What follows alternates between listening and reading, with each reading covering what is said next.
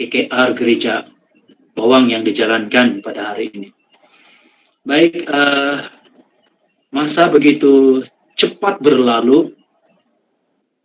Dari pagi kita mulaikan KKR ini, dan sehingga pada hari ini kita masih tetap setia di dalam yang mendengar firman Tuhan bersama-sama untuk memperolehi berkat-berkat rohani daripada yang melalui firman Tuhan ini. Baik, sebelum kita sama-sama berdoa sebagai penutup untuk KKR kita pada tahun ini, mari kita mengambil beberapa petikan di dalam Alkitab sebagai dorongan bersama untuk di dalam doa. Karena sejak akhir-akhir kebelakangan ini banyak sekali masalah-masalah yang timbul, terutama keadaan pandemik yang semakin memburuk di seluruh dunia pada hari ini. Bahkan di tempat kita sendiri pun kita dapat merasakan kesan-kesan daripada penyakit yang menular ini. Namun segalanya itu mungkin juga ada hikmah di sebalik itu, ada kehendak Tuhan. Kita sebagai umat Tuhan janganlah khawatir terhadap apa yang berlaku sekarang ini.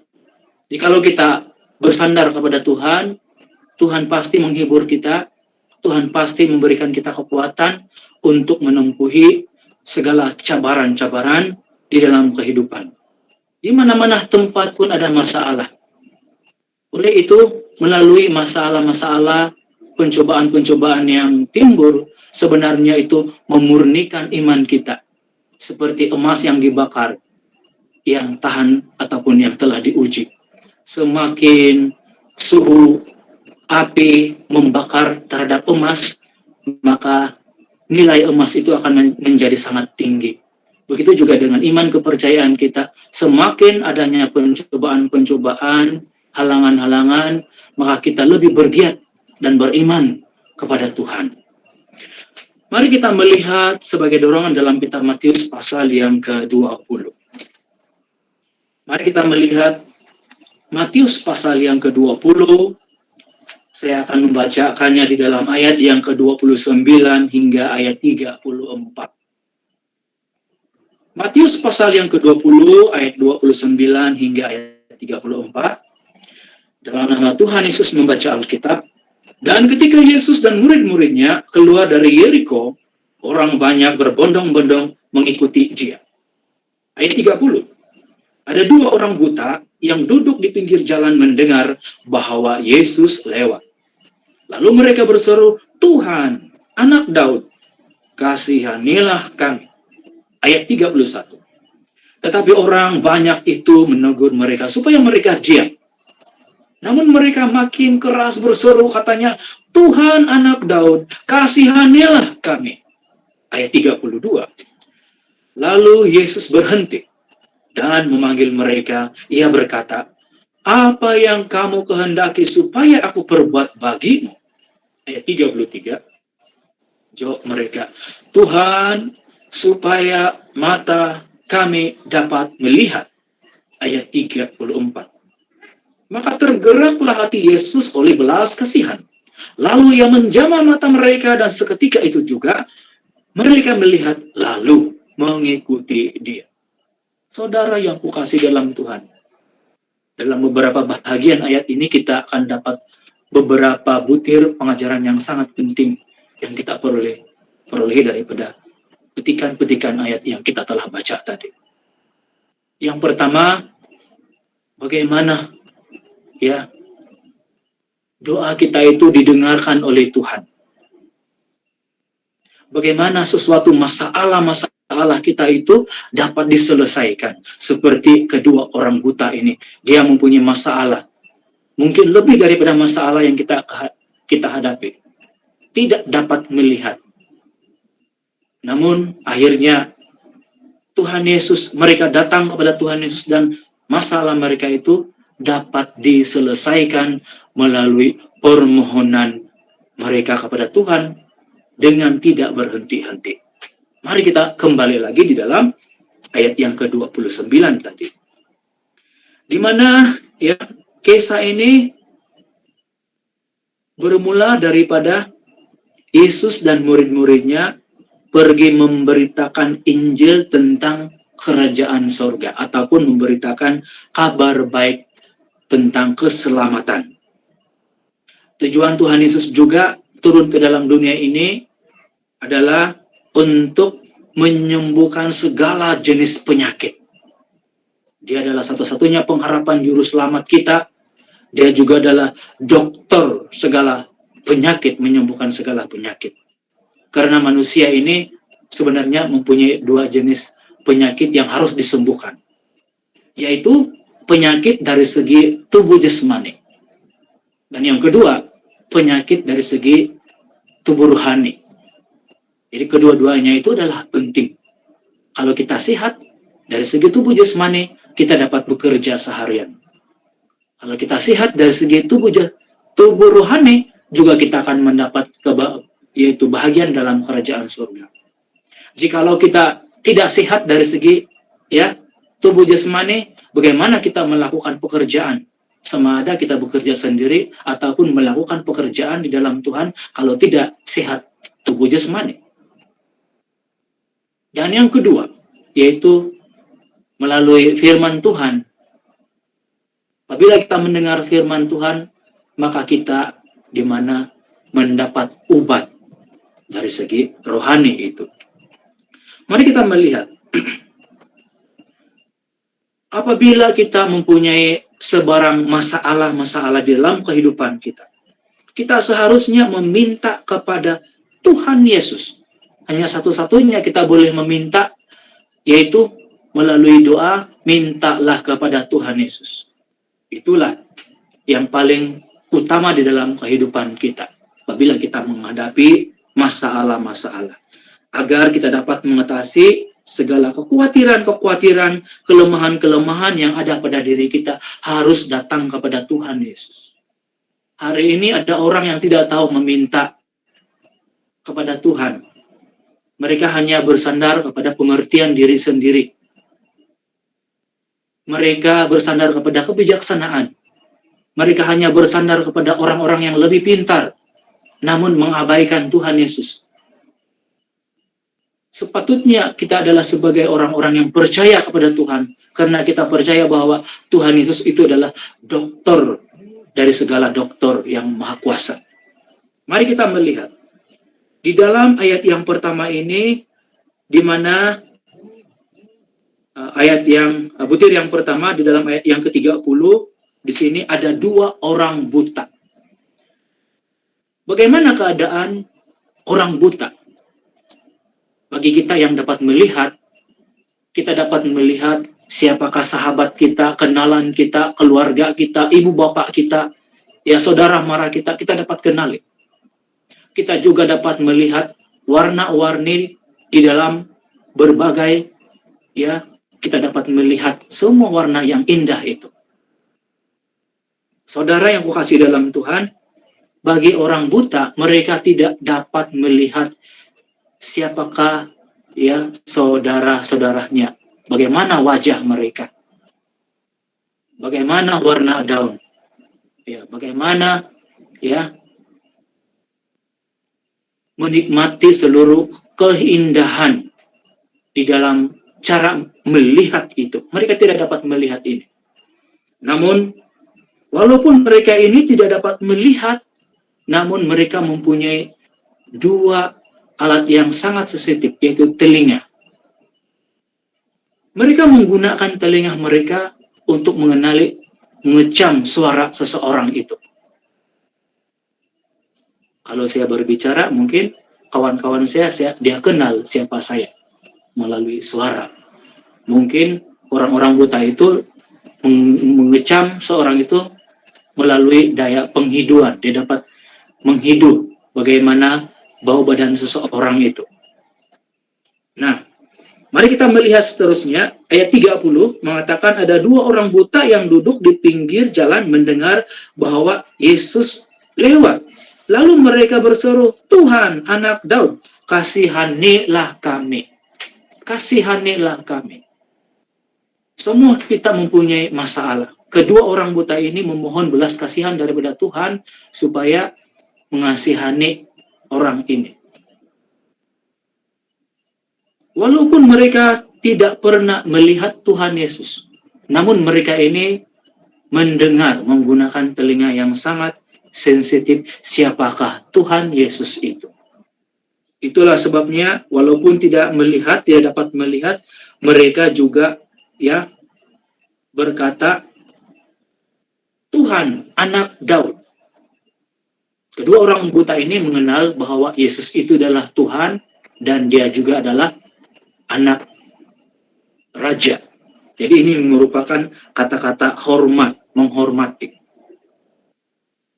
Kemudian kedua orang buta ini memohon belas kasihan. Hari ini begitu juga dengan kita, seharusnya kita juga memohon belas kasihan daripada Tuhan. Apabila menghadapi masalah, datanglah kepada Tuhan dan memohon belas kasihan daripada Tuhan. Kita mesti tahu, menggunakan kesempatan yang ada. Yesus lewat, maksudnya ada kesempatan. Kemudian kedua orang buta ini, dia berseru, maksudnya dia bersandar, meminta. Kemudian, dia berseru, Tuhan, anak Daud, menghormati dan memuji Tuhan. Mereka mengenali siapakah Tuhan Yesus ini. Sesungguhnya mereka ini sangat merendahkan diri di hadapan Tuhan. Apabila kita mau berdoa di hadapan Tuhan, haruslah kita berdoa kepada Tuhan dengan penuh kerendahan hati. Rendah hati. Abraham pernah meminta kepada Tuhan supaya Sodom dan Gomora tidak dimusnahkan.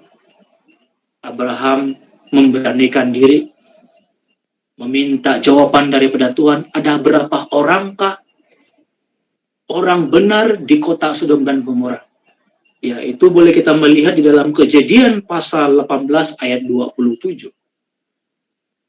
Abraham mengatakan, aku ini debu dan abu. Dan pada hari ini kita juga harus berdoa dengan sangat rendah hati. Mari kita melihat di dalam ayat yang ke-31. Tetapi orang banyak itu menegur mereka supaya mereka diam. Namun mereka semakin keras berseru, katanya, Tuhan anak Daud, kasihanilah kami. Di sini kita dapat melihat banyak orang menegur. Mengapa banyak orang menegur? Ada orang yang percaya Tuhan Yesus di luaran sahaja. Ada orang melarang percaya kepada Tuhan Yesus karena faktor keuntungan. Ada juga orang yang memang tidak suka berdoa. Tidak paham tentang kepentingan berdoa.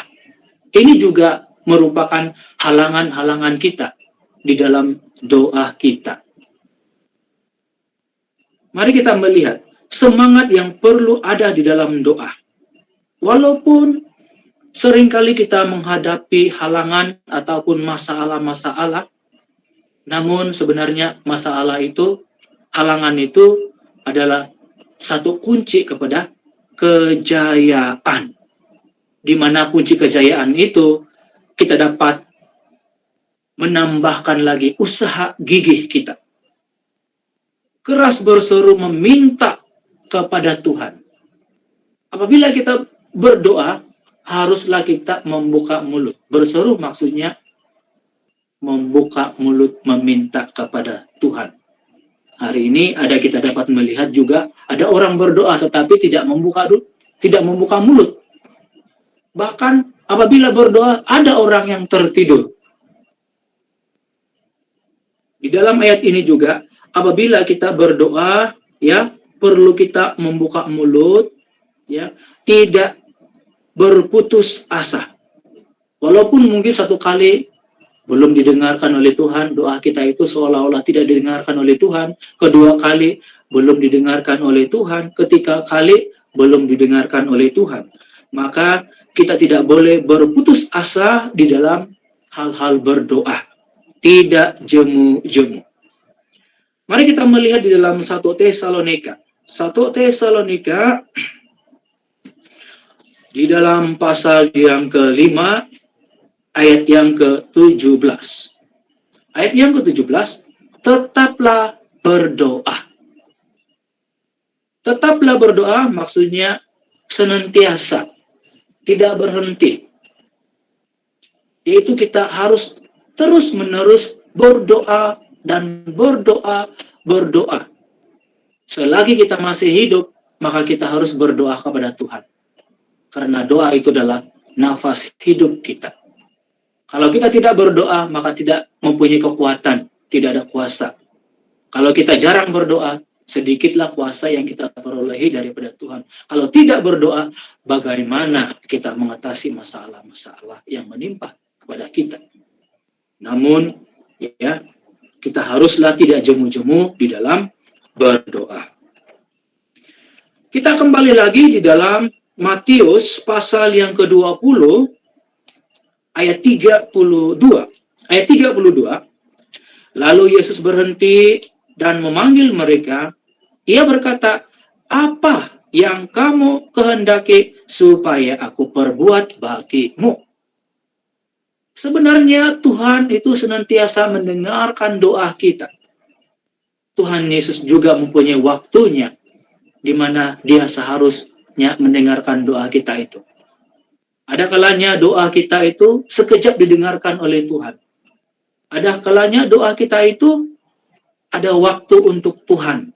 Tuhan yang memberi kepada kita apa yang kita mohon Dia tahu, apa yang keperluan-keperluan kita itu. Maka di sini kita dapat melihat tadinya Yesus sedang berjalan. Kemudian kedua orang buta ini terus-menerus memanggil Tuhan Yesus. Mereka tidak putus asa. Semakin lama semakin keras dia berseru kepada Tuhan dan memanggil Tuhan. Akhirnya Tuhan Yesus itu berhenti dan Tuhan Yesus memanggil mereka. Tuhan Yesus bertanya, "Apa yang kamu kehendaki supaya aku perbuat bagimu?" Maksudnya, mintalah maka akan diberikan kepadamu.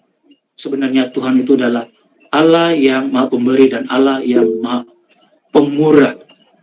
Dia sedia mendengar segala doa kita. Mari kita melihat ya, apa yang telah berlaku di sini, di mana karena dia melihat kesungguhan hati kedua orang buta itu, maka Yesus senantiasa bersiap ya menantikan. Dia akan pasti memberi. Di dalam doa kita ya, kita harus meminta kepada Tuhan tanpa berhenti-henti. Contohnya kalau kita melihat di dalam kitab Matius. Ya, mari kita melihat kitab Matius pasal yang ke-7. Ayat yang ke-7. Matius pasal yang ke-7, ayat yang ke-7.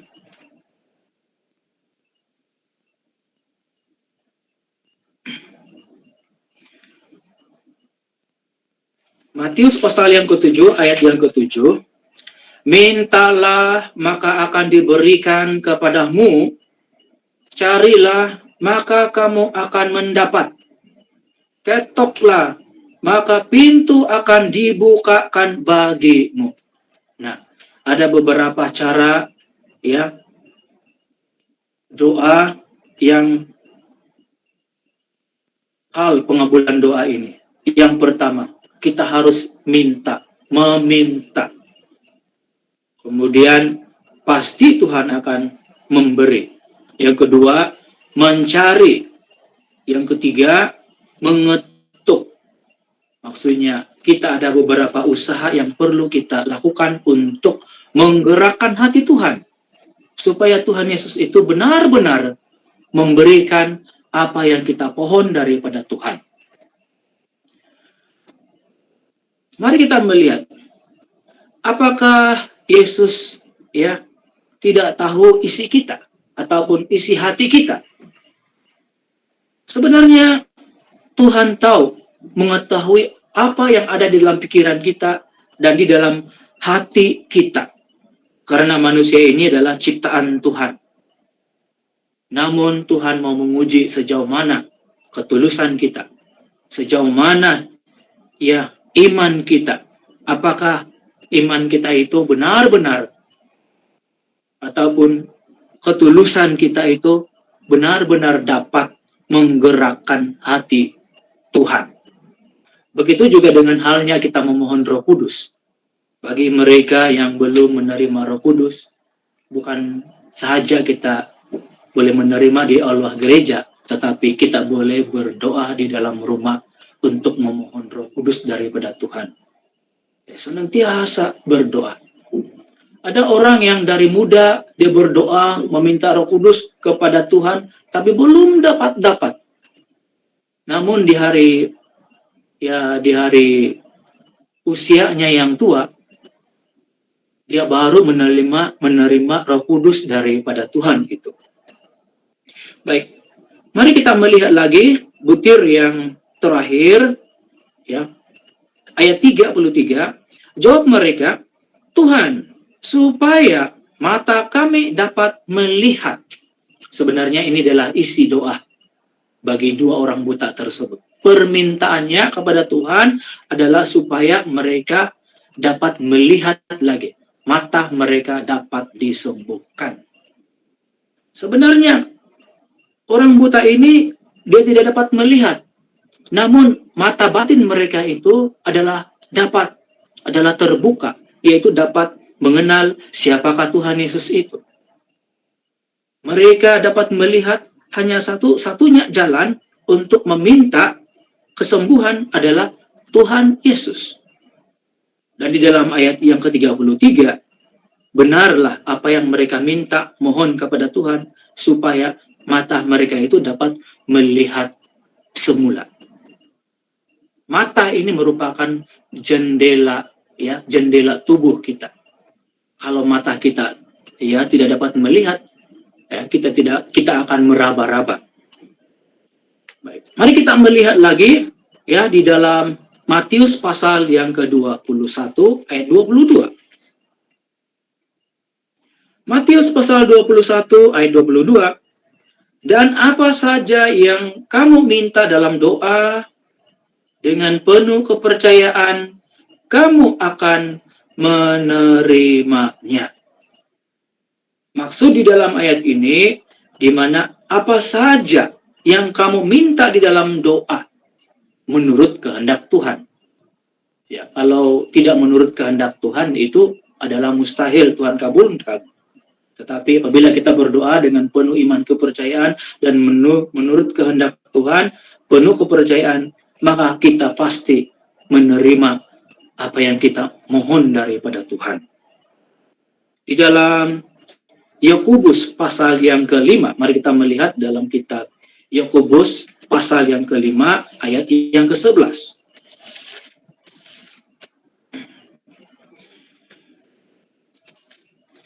Yakobus pasal yang ke-5 ayat yang ke-11. Ayat yang ke-11.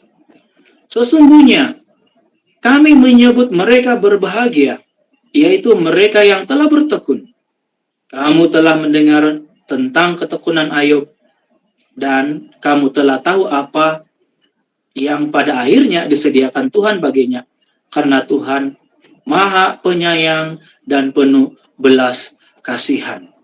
Saudara yang kukasihi dalam Tuhan, ya, di dalam kitab Yakobus ini juga mencatatkan banyak perihal doa, perihal iman. Kita melihat ketekunan daripada Ayub ini. Ya, karena juga Ayub ini mendoakan bagi sahabat-sahabatnya, sehingga akan Ayub ini mendapat pemulihan semula. Segala apa yang telah hilang, Tuhan mengembalikan dua kali lipat apa yang telah hilang daripada Ayub tersebut. Baik, saudara yang kukasihi dalam Tuhan, pada petang ini, ya, melalui perkongsian firman Tuhan ini, dapatlah kita ketahui bahwa hanya kepada Tuhan Yesus saja kita harus pergi, harus memohon. Tempat kita meminta pertama adalah Tuhan Yesus, tempat ya pencurahan hati kita. Baik, kiranya firman Tuhan ini memberi berkat kita semua. Amin.